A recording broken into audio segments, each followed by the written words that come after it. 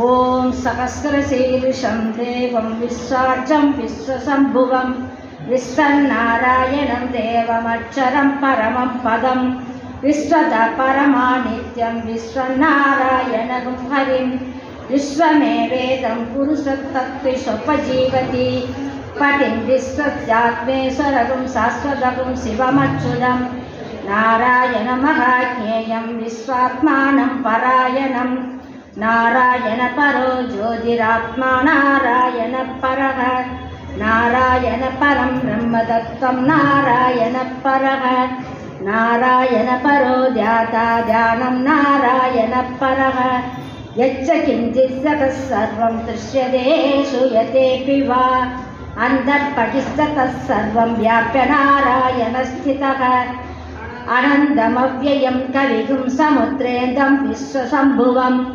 पद्मकोशप्रदीकासं हृदयच्चाप्यथो मुखम् अतो निष्ट्याविदस्यान्तेनाभ्यामुपरितिष्ठति जालमालाकुलम्भादि विश्वस्यायतनं महत् सन्दनहं शिलाभिस्तलम्बत्याकोशसन्निभं तस्यादेषु चिरकं सूक्ष्मं तस्मिन् सर्वं प्रतिष्ठितं तस्य मध्ये मकानग्निर्विश्वाची विश्वतो मुखः सोऽप्रभुक्तिभजन्तिष्ठन्नाहारमजरकविः निर्यकोत्तमदः सायिरस्मयस्तस्य सन्ददा सन्दापयति सन्तेकमापाततलमस्तकः तस्य मध्ये वह्निशिखा अणियोत्वा व्यवस्थितः नीलदो यदमध्यस्थातुत्तिल्लेकेव भास्वरा नीवारसुकवत्तन्वी पीताभासत्यनुपमा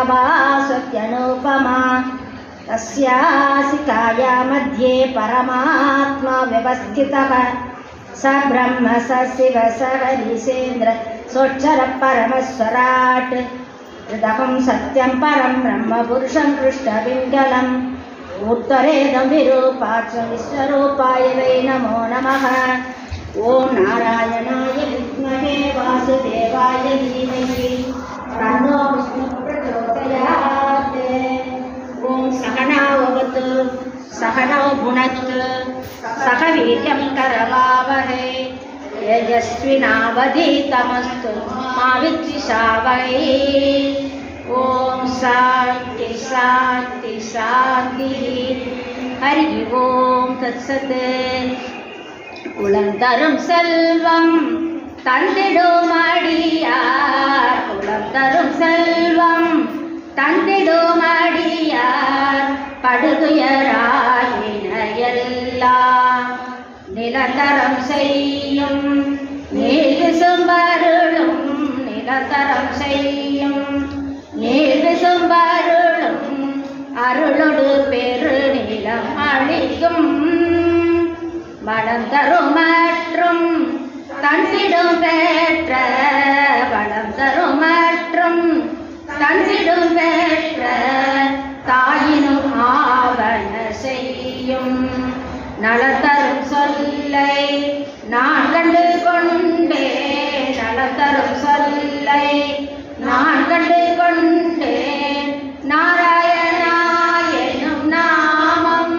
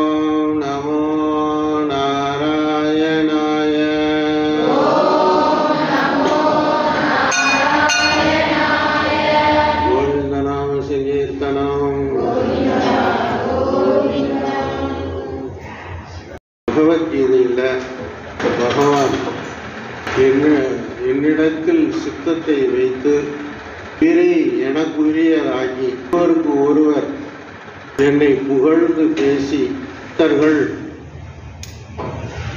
மகிழ்வடைந்தும் நிறைவடைந்தும் இருக்கிறார்கள். அவர்கள் என்றென்றும் யோகத்தை கடைபிடித்து என்னிடத்திலே அன்பு செலுத்தி, அன்போடு பக்தி செலுத்தி என்னை வழுத்துகிறவர்களுக்கு நான் புத்தி யோகத்தை வழங்குகிறேன். அதனால் அவர்கள் என்னை வந்து அடைகிறார்கள். நான் அவர்களுக்கு இறங்கி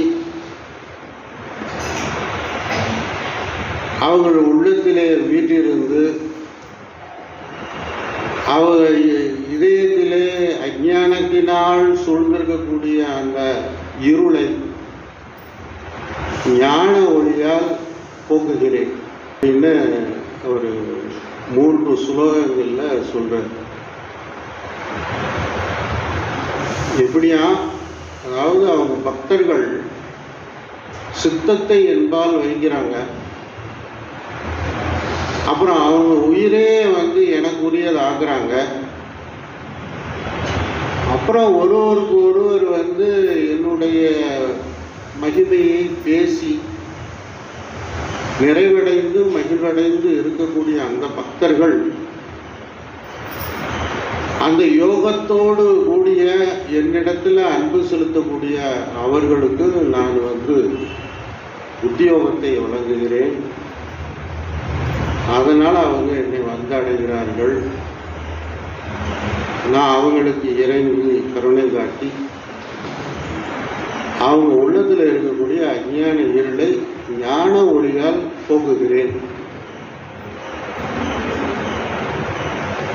பொய்யாயினவெல்லாம் போயகல வந்து அருளி மெய்ஞானமாகி மிளிர்கின்ற மெய்ச்சுடர். நம்ம சிவபுராணத்தில் நம்ம சொல்லுவோம், பொய்யை வந்து நம்மளை சூழ்ந்திருக்கு உள்ளத்தை, அவையெல்லாம் போய் அகல அவன் அருளணும். வந்து அருளி என் மெய்ஞானமாகி விளர்கின்ற மெய்ச்சுடரே. அதே தான் பகவத்கீதை அவர் சொல்றார். ஜஹாங்கீர் அப்படிங்கிற ஒரு முகலாய மன்னன் இந்த இந்தியாவை ஆண்டு கொண்டிருக்கும் போது ஒரு கிராமம், அந்த கிராமத்தில் மௌஜி அப்படிங்கிற ஒரு சிறுவன், அவன் பிறந்ததுல இருந்தே வந்து ஒரு அனாதை, அம்மா அப்பா பார்க்கல. ஏதோ ஒரு வீட்டில் வந்து திண்ணையில் படுத்துக்குவான், இல்லைன்னா ஒரு பால் அடைஞ்ச ஒரு கட்டடத்தில் போய் படுத்துக்குவான். அவனுக்கு வந்து அந்த ஊருக்காரங்கெல்லாம் அப்பப்போ வந்து அவனுக்கு பசியை போக்குறதுக்கு ஏதாவது கொடுப்பாங்க. அவன் வந்து பள்ளிக்கூடத்துக்கு யாருமே சொன்னது கிடையாது, இவனுக்கு ஆர்வமும் கிடையாது. ஆனால் அவனுடைய இயல்புலேயே ஒன்று என்னன்னா, ஒன்று எடுத்தான்னு சொன்னால் அதை நிறைவேற்றியே ஆகணும். அப்புறம் அவனுக்கு எளிய மனது, அது பரமஹம்சர் சொல்லுவார், எளிய மனது உடையவன் தான் வந்து இறைவனை காண்பான். அது எளிய மனது அவனுக்கு உண்டு. இப்படி இருக்கும் பொழுது அவன் வந்து ஒரு பண்ணையாரை வந்து, ஏன்டா அப்படி இருக்க, என் மாட்டெல்லாம் மேய்ச்சிட்டு வா, உனக்கு மாதத்துக்கு வந்து 2 ரூபா போட்டு தர்றேன்னு சொல்லிட்டு அந்த பணத்தை வாங்கிக்கிட்டு இவன் இந்த மாடுகளை மேய்ச்சிக்கிட்டு இருந்து ஆட்டங்கரைக்கு போய் மேய்ச்சிட்டு ஒரு மரத்தடியில் தங்கியிருக்கான். அப்போதைக்கு ஒரு வழிபோக்குற ஒரு வைஷ்ணவன், அந்த சம்பிரதாயத்தில் ஒரு ஊர்னவர், நல்ல வந்து பட்டை அடித்து பட்டைன்னா நாமம் போட்டு அந்த வழியாக அவர் போகிறார். அவர் வந்து அங்கே வந்து அந்த ஆத்தங்கரையை பார்த்துட்டு, சரி இங்கே வந்து தன்னுடைய மூட்டையை வச்சுட்டு ஒரு குளியலை போட்டுட்டு அப்படி வந்து அவர் மூச்சை பிடிச்சி அந்த பிராணாயாமம் பண்ணி அவரை நித்திய பூஜையை அப்படி தியானத்தில் இருக்கார். இந்த மௌஜி அதை பார்த்துக்கிட்டே இருக்கான். அப்புறம் அதுக்கப்புறம் வந்து ஒரு மூட்டையில் இருக்கக்கூடிய கட்டிச்சோரை சாப்பிட்டுட்டு அப்புறம் புறப்படுறார். அப்போது சுவாமி கொஞ்சம் நில்லுங்க, ஏப்பா என்ன அப்படின்னு சொல்லிவிட்டு,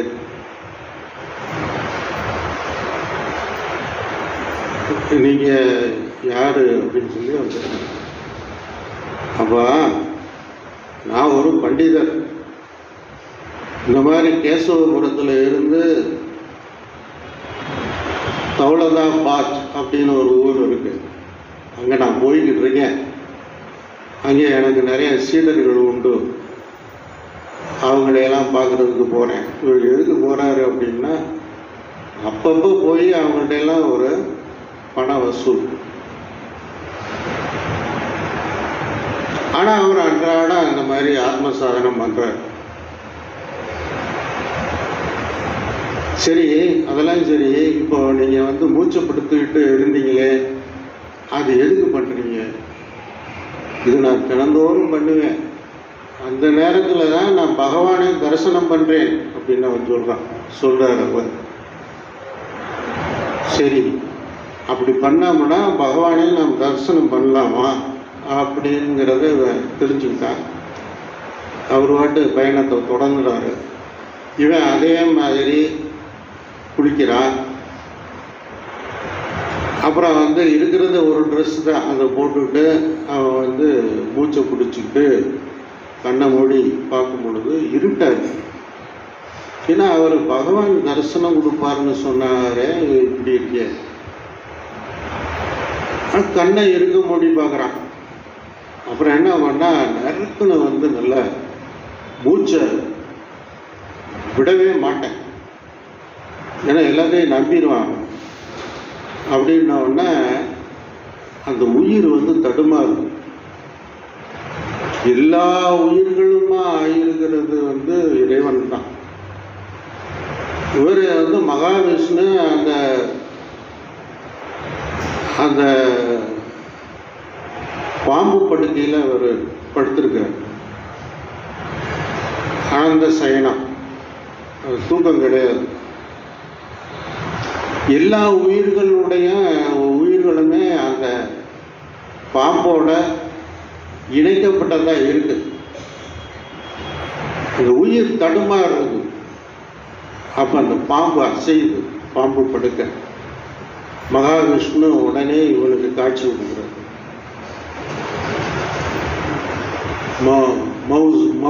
மௌஜி, நான் வந்து விட்டேன், கண்ணை திறந்து பார். நான் கண்ணை திறந்து பார்த்தா இங்கே கடவுள் நிற்கிறது. ஆனால் இவர் தானா கடவுள் அப்படிங்கிறது எனக்கு தெரியல. அதனால நீங்கள் கடவுள்னு சொன்னால் நான் நம்ப மாட்டேன். உங்களை அன்றாடம் பார்த்துக்கிட்டு இருக்காருல அந்த பண்டிதர் சொல்லணும், கொஞ்சம் இருங்க அப்படின்னு சொல்லி இந்த மாடுகளில் இருக்கக்கூடிய கயிறெல்லாம் எடுத்துகிட்டு வந்து முடிச்சு போட்டு அந்த மரத்தில் கட்டி போடுறான். கட்டி போட்டு இவரை போய் ஓடி போனால் அவர் 2 பரலாங்க போயிட்டார். நீங்கள் வாங்க அப்படின்னு சொல்லி கையை பிடிச்சி இழுத்துட்டு வந்து, இவர் தான் பகவானா அப்படின்னு சொல்லி கேட்குறான். இவர் பண்டிதருக்கு கண்ணில் தெரியல, கயிறு மரத்தில் கட்டியிருக்கு, ஆனால் பகவானை பார்க்கல. எப்படியோ இவன்கிட்ட இருந்து தப்பிக்கணும்னா, ஆமாம் இவர் தான் பகவான் சொல்லிடுறான். சரி நீங்கள் போகலாம் அப்படின்னு சொன்னோம்னா, அப்புறம் அதுக்கப்புறம் பகவானோட இவன் உரையாடு. அவர் வந்து இந்த மாதிரி, நான் உனக்கு காட்சி கொடுத்துட்டேன், உனக்கு என்ன வரும், எப்பெல்லாம் நான் வந்து இந்த மாதிரி குளிச்சுட்டு இந்த மாதிரி பிராணாயாமம் பண்ணும் பொழுது நீங்கள் காட்சி கொடுக்கணும். சரி கொடுக்குறேன், அப்படியே கொடுக்குறேன். இல்லை, இன்னொரு விண்ணப்பம் என்ன, இந்த மாதிரி வந்து எனக்கு அவர் தான் குரு, அவருக்கு நீங்கள் காட்சி கொடுக்குறீங்களாமே அப்படின்னு சொல்லி கேட்கும்போது, அவனுக்கு என்றைக்குமே நான் காட்சி கொடுத்தது இல்லை. ஏன்னா அவன் வந்து பணத்து மேலே தான் பற்றுடையவனாக இருக்கிறான்.